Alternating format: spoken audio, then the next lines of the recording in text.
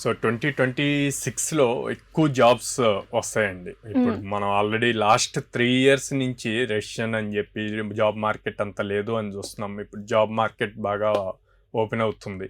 So already మనం 2025 నవంబర్లో ఉన్నాం. 2026లో ఖచ్చితంగా ఎక్కువ ఓపెనింగ్స్ ఉంటాయి. సో ఒక రిపోర్ట్ ప్రకారం almost 10 lakh jobs openings 10 lakhs. Wow, great news. So ఇది మనం ఫస్ట్ నుంచే ఎలా గ్రాప్ చేయాలి అన్నది ఇంపార్టెంట్.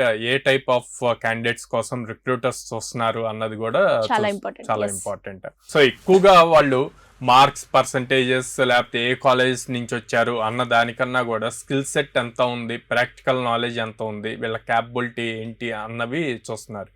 మాకున్న ప్రాబ్లమ్ స్టేట్మెంట్కి వీళ్ళు ఎలా సాల్వ్ చేయగలుగుతారు అని చూస్తున్నారు. అందుకే టాప్ మోస్ట్ కంపెనీస్ అనే కాదు, మిడ్ లెవెల్ కంపెనీస్ కూడా ఇంటర్వ్యూ కన్నా కూడా హ్యాక్థాన్స్ కండక్ట్ చేసి హైర్ చేస్తున్నాయి.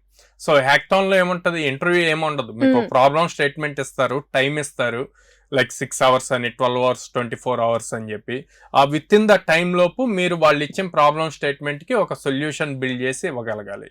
సో అలా ఇచ్చిన వాళ్ళని డైరెక్ట్ హైరింగ్ చేస్తారు విత్ హ్యూజ్ ప్యాకేజెస్ అన్నమాట.